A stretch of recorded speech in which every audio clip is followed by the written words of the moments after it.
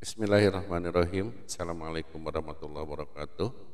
Kembali lagi dengan saya Widad Arifin di pertemuan yang kedua. Diawali dengan pertemuan yang pertama, kita sudah membahas tentang evaluasi yang di dalamnya tentang apa itu tes dan lain sebagainya. Dan insya Allah hari ini kita akan mencoba untuk menyampaikan tentang penyusunan kisi-kisi soal. Teman-teman, sahabat, Bapak dan Ibu guru, dimanapun Anda berada, kita harus mengetahui dulu apa sih kisi-kisi itu sebenarnya. Jadi kisi-kisi adalah suatu format atau matrik yang memuat informasi yang dapat dijadikan sebagai pedoman untuk menulis tes atau untuk merakit tes.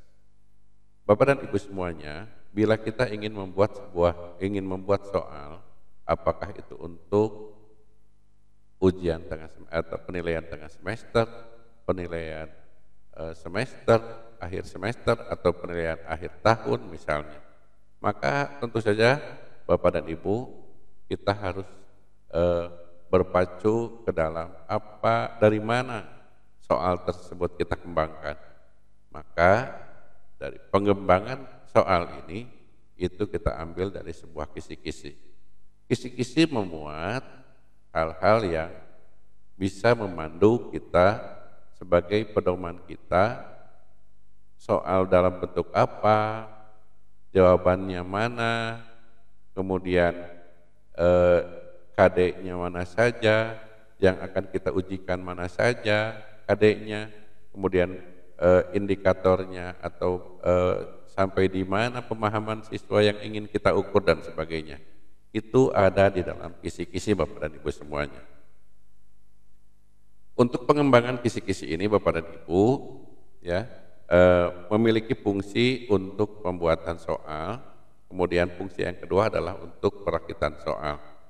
Syarat-syarat kisi-kisi ini adalah yang pertama mewakili isi kurikulum. Bila kita ingin membuat soal, maka kalau misalnya Bapak dan Ibu dalam satu semester, misalnya Bapak Ibu ingin membuat ujian atau penilaian akhir semester, di akhir semester ini Bapak dan Ibu sudah menyelesaikan 3 bab misalnya, maka kisi-kisi ini harus mewakili 3 bab tersebut yang diperkirakan Bapak Ibu bisa memahami atau mengukur dari 3 bab tersebut untuk mengukur ketercapaian siswa di dalam belajar. Mengerti ya Bapak Ibu semuanya? Jadi mewakili isi kurikulum. Yang kedua, syarat kisi-kisi itu jelas adalah sangat tidak bertele-tele, artinya singkat dan jelas, padat. Jadi hanya menyebutkan pedoman, bentuknya hanya berupa pedoman saja. Jadi tidak menerangkan bahwa ini soalnya ada di sana dan semua, tidak seperti itu. Jadi singkat dan jelas. Yang ketiga, soal dapat disusun sesuai dengan bentuk soalnya. Jadi Bapak Ibu semuanya, bila kisi-kisi kita buat seperti ini, maka soalnya pun harus berpedoman pada kisi-kisi yang kita buat itu sendiri. Bagaimana komponen-komponen isi kisi-kisi tersebut? Karena ini dibuat di beberapa tahun sebelumnya, maka untuk pembuatan kisi-kisi ini sama saja.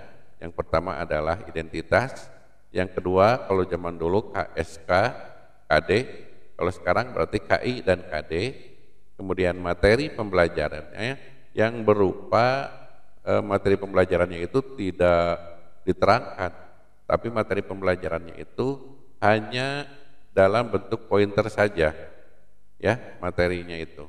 Kemudian indikator soalnya seperti apa, kemudian bentuk soalnya, bentuk tesnya, kemudian nomor soalnya mau disimpan untuk nomor berapa. Demikian ya, jadi fungsi, syarat dan komponen kisi-kisi itu seperti itu. Bapak dan Ibu semuanya, ini bisa Bapak Ibu lihat matrik untuk pembuatan kisi-kisi seperti ini. Kemudian ada juga yang bentuknya seperti ini Bapak dan Ibu, lebih agak kompleks sedikit, artinya di dalam contoh pemetaan standar isinya ini agak lebih jelas Bapak dan Ibu semuanya.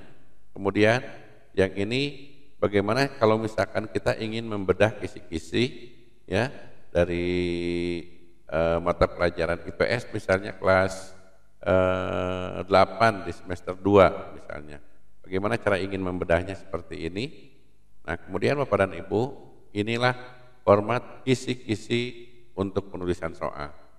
Yang pertama adalah ada identitas, jenis sekolah, SMP atau MTS, kemudian mata pelajarannya apa, kurikulumnya, apakah kurikulum 2006 atau kurikulum 2013, alokasi waktu yang diberikan misalnya 2 jam pelajaran, 2 jam pelajaran berarti 2 jam kali 45 berarti berapa? 90 menit. Ya.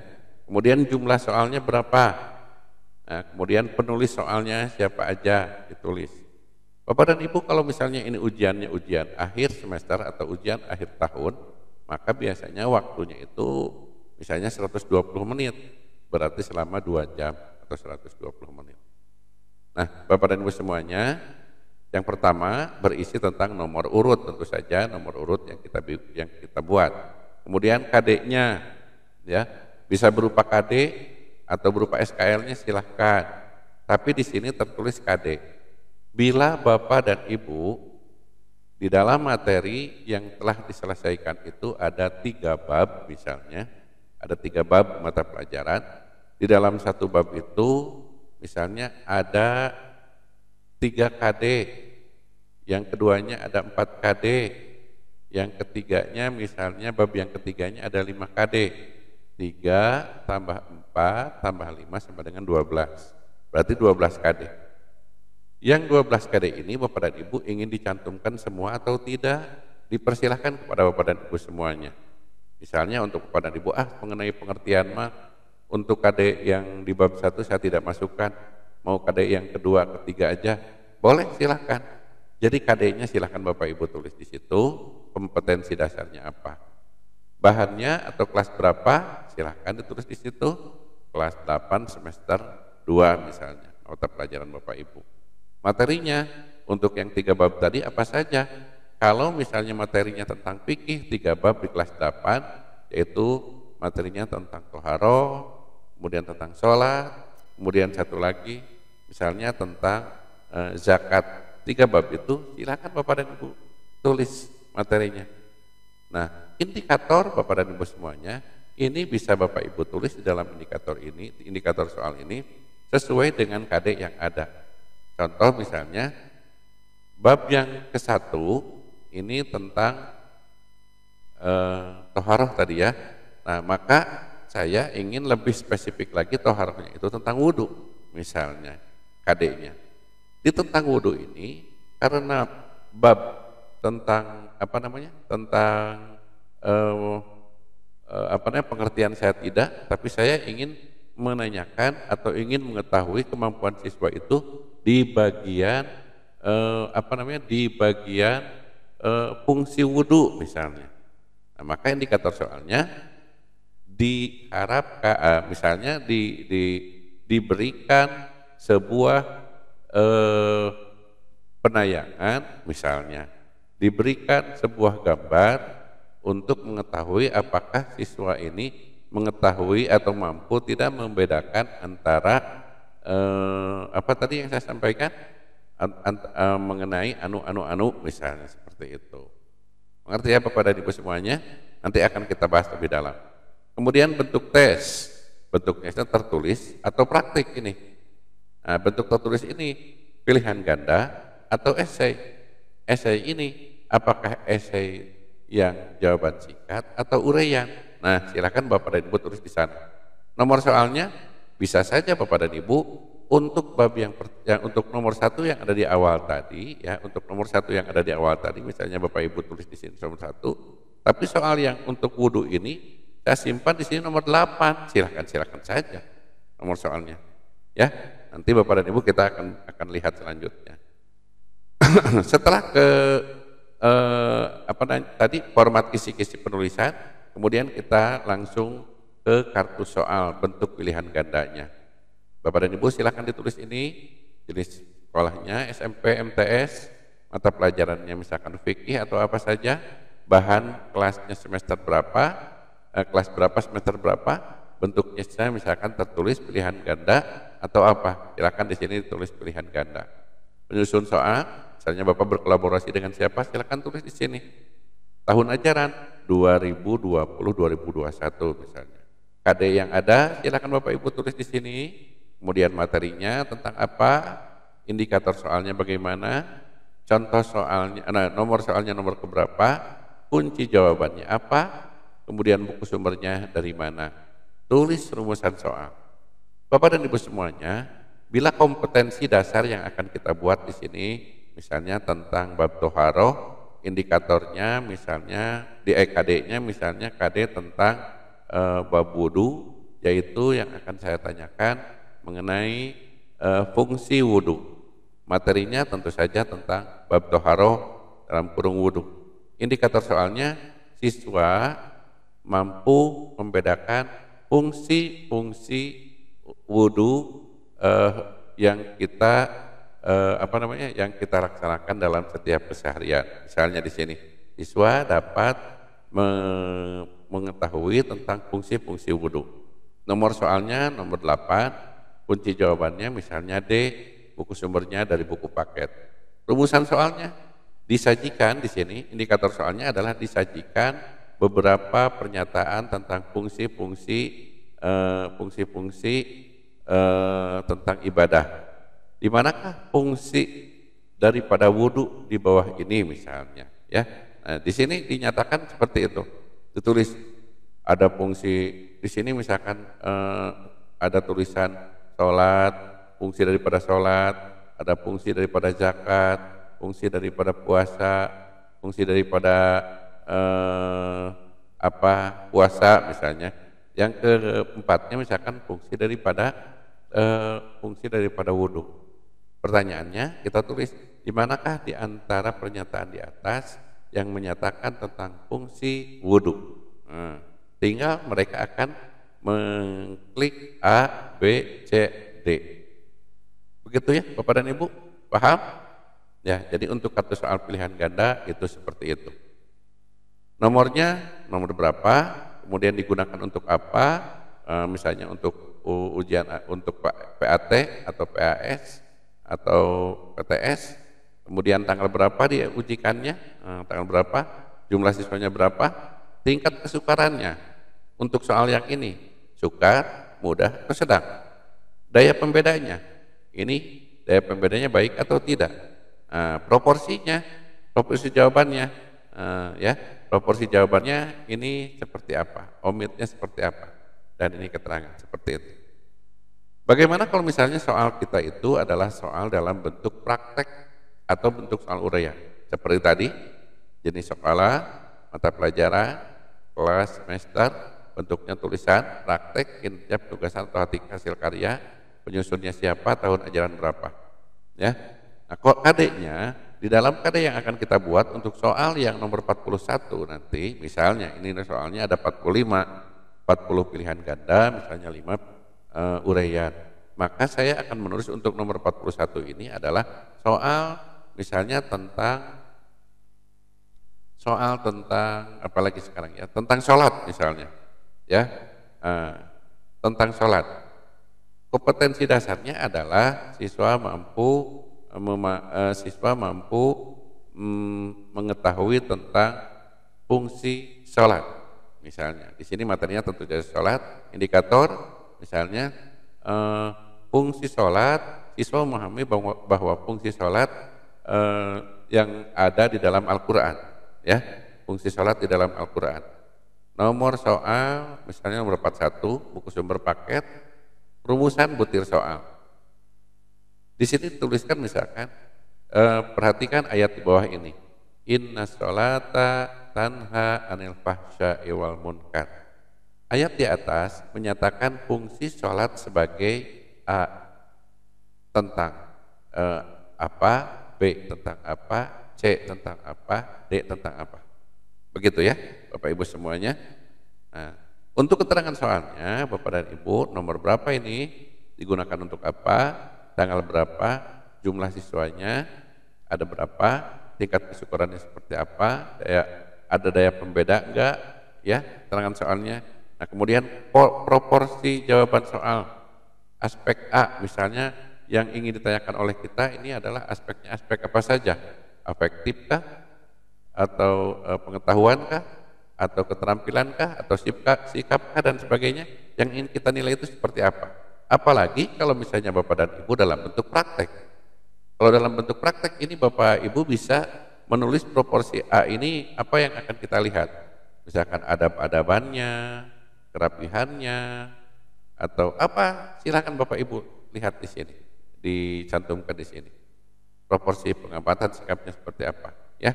Nah, kemudian keterangannya bila diperlukan silakan tulis. Bapak dan Ibu, ketika kita membuat soal uraian atau soal esai, maka Bapak dan Ibu perlu sekali membuat sebuah pedoman persekoran. Misalnya nomor 41, 42, 43, 44, 45. Bila kita ingin membuat soal yang 45 ini, 5 soal ingin mendapatkan nilai 25, maka skor maksimum di sini Bapak Ibu tulis 25. Tulis 25. Skor di sini, saya ingin nomor 41, 42, 43, 44, 45 ingin rata semua misalkan jadi 5, 5, 5, 5 misalnya. Setiap jawaban silakan. Saya tidak. Skor yang nomor 41 nilainya 3, soalnya mudah. Soal yang nomor 42 misalkan mau 5 karena sedang.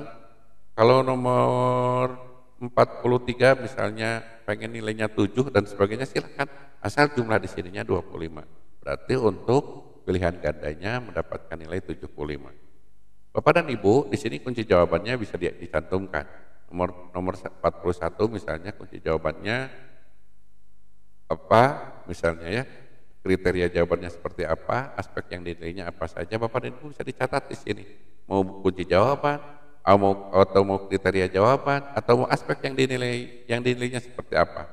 Kalau kunci jawaban berarti di sini dicantumkan kunci jawaban nomor 41 ini misalnya karena ini ditanyakan yang disebut dengan ini adalah apa, berarti jawabannya fungsi sholat adalah tanha anil fahsya'i wal munkar ini artinya adalah mencegah kegiatan keji dan mungkar. Bapak dan Ibu bisa ditulis di sini. Bila soalnya praktek, kriteria jawabannya seperti apa? Kalau praktek cerita misalnya atau menjelaskan tentang apa? Menjelaskan tentang ingin menjelaskan tentang yang lebih luas pendapat para peserta didik, maka Bapak dan Ibu kriterianya jawabannya jelas, yang kedua cukup jelas, kemudian yang pertama jelas misalnya memenuhi syarat jawaban, yang ketiganya misalkan cukup wawasannya lebih luas misalnya. Kalau untuk praktek misalnya Bapak dan Ibu aspek yang dinilainya apa saja? Aspek yang dinilai misalnya kalau misalnya soal ini soal praktek rapihan, kemudian yang kedua penampilan, yang ketiga misalkan cara menjawab sesuai dengan sesuai dengan keinginan yang diinginkan, sesuai dengan target dan sebagainya. Bapak dan Ibu boleh dicatat seperti itu. Bapak dan Ibu, ini kita lihat contoh format kisi-kisi untuk mata pelajaran informatika untuk SMP, kurikulumnya misalnya ini KTSP, alokasi waktunya, mohon maaf ini bisa 1 menit tidak mungkin, jumlah soalnya cuma 1 menit, kemudian jumlah soalnya 1, penulis soalnya ini adalah Bapak Budi, KI-nya yang ini, kemudian KD-nya memahami usaha persiapan, mohon maaf ini TIK tapi ini kemerdekaan. Kalau kemerdekaan berarti ini PKN ya. Nah ini mungkin salah PKN ya. Memahami usaha persiapan kemerdekaan. Kemudian yang keduanya adalah menjelaskan proses persiapan kemerdekaan Indonesia. Bapak dan Ibu, ini KD-nya adalah menjelaskan proses persiapan kemerdekaan Indonesia. Materinya tentang apa ini? Tentang kemerdekaan Indonesia. Indikatornya di sini menjelaskan proses persiapan kemerdekaan Indonesia. Bapak dan Ibu di sini bisa ditulis disajikan beberapa pernyataan yang menyatakan tentang persiapan kemerdekaan agar siswa memahami tentang siswa dapat menjelaskan tentang bagaimana proses persiapan kemerdekaan Indonesia sebelum kemerdekaan Indonesia tanggal 17 Agustus 1945 misalnya. Bentuk tesnya di sini boleh pilihan ganda, di sini pilihan ganda. Nomor soalnya misalnya nomor 1. Nah ini contoh format kisi-kisi soalnya. Bentuknya, nah Bapak dan Ibu, kalau ini TIK benar ya, mendeskripsikan fungsi proses kerja komputer dan telekomunikasi serta berbagai peralatan teknologi informasi dan komunikasi. Materinya input, proses output, kemudian teknologi informasi dan komunikasi, artinya TIK. Siswa dapat menentukan gambar yang termasuk peralatan input. Bapak dan Ibu semuanya, soal ini nomor 1, kunci jawabannya adalah D, buku sumbernya adalah dari buku paket misalnya. Peralatan berikut yang termasuk peralatan input atau input device adalah ada gambar proyektor, ada gambar printer, ada gambar kamera digital, ada gambar monitor. Nah, sebagai proses input ya, input untuk materi ini, untuk soal ini adalah A, B, C, D. Ternyata kita menulis jawabannya adalah D. Nah, itu teman-temanku semuanya untuk membuat sebuah soal. Mudah-mudahan kita bisa membuat soal lebih baik ke depan. Kita lanjutkan.